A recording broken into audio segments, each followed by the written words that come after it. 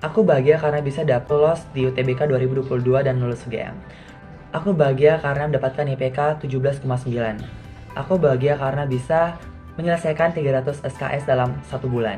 Aku bahagia karena dapat makan es krim waffle es krim Bonbon. Nah, itu semua merupakan sumber kebahagiaan yang dimiliki oleh orang-orang di dunia. Nah, tetapi apakah kalian pernah bertanya apa yang menjadi faktor-faktor yang meningkatkan kebahagiaan seseorang, atau apakah ada tips dan trik yang dapat meningkatkan kebahagiaan seseorang? Hari ini kita akan bahas tentang The Science of Happiness Hacks. Saat ini, penelitian psikologi dan neuroscience telah mengungkapkan berbagai penemuan-penemuan menarik tentang faktor-faktor apa aja yang berkontribusi besar terhadap kebahagiaan seseorang, dan praktik-praktik apa aja yang dapat kita implementasikan dalam kehidupan sehari-hari untuk mendapatkan kebahagiaan-kebahagiaan tersebut. Mari kita mulai menjelajahi kimia otak dalam kebahagiaan. Otak kita memproduksi yang namanya neurotransmitter yang memainkan peran penting dalam meningkatkan kebahagiaan seseorang dan menciptakan kesejahteraan emosional seseorang. Serotonin, atau yang sering disebut sebagai neurotransmitter atau perasaan baik, menjadi salah satu faktor yang dapat meningkatkan kebahagiaan seseorang dan meningkatkan kepuasan seseorang terhadap suatu hal. Penelitian menunjukkan bahwa mengikuti kegiatan fisik atau aktivitas fisik dapat meningkatkan kebahagiaan kita. Mungkin teman-teman pernah mengikuti kegiatan lari seperti ceritiran, atau kegiatan jalan atau fun walk, mungkin bersepeda, manajemen bergoes, atau mungkin yang pernah main basket, futsal, dan sebagainya. Nah, itu semua merupakan faktor-faktor yang dapat meningkatkan suasana hati seseorang dan berujung pada terbentuknya kebahagiaan seseorang. Jadi trik yang pertama adalah integrasikan kegiatan-kegiatan fisik terhadap rutinitas seharian kita dengan cara berolahraga. Tapi kebahagiaan bukan sekadar bagaimana kita bertindak dan bagaimana kita bersikap, tetapi bagaimana kita membangun relasi dan konektivitas terhadap orang-orang di sekitar kita.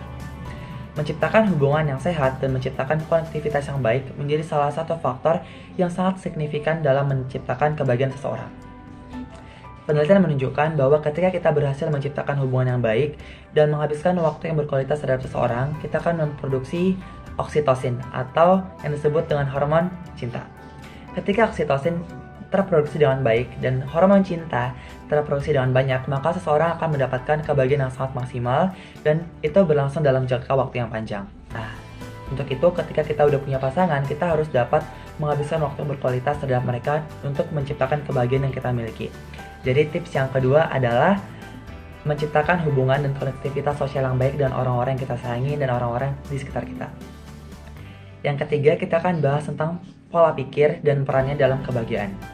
Mungkin teman-teman ada yang tidak memperhatikan pola pikir atau mindset, tetapi mindset sepenting itu ya teman-teman, karena pola pikir yang baik akan menciptakan kebahagiaan yang maksimal juga. Ketika kita memiliki pola pikir yang positif dan mindset yang baik terhadap suatu hal, kita akan mendapatkan kebahagiaan dan rasa syukur akan suatu hal tersebut.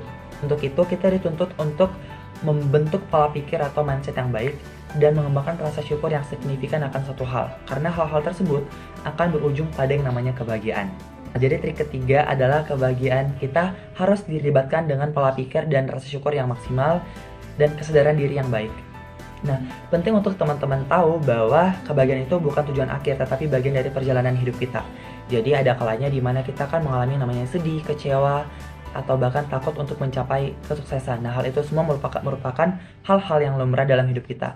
Karena yang namanya kebahagiaan tidak dicapai dengan konstan, bukan sekadar euforia sementara, tetapi bagaimana kita dapat mempertahankan itu dalam jangka waktu yang panjang kayak gitu. Untuk itu dapat saya simpulkan bahwa trik kebahagiaan yang hari ini kita bahas ada 3, yaitu integrasikan aktivitas fisik terhadap rutinitas, membangun dan membentuk relasi yang baik, dan yang terakhir adalah membentuk pola pikir dan mindset yang baik dan mengembangkan rasa syukur yang maksimal.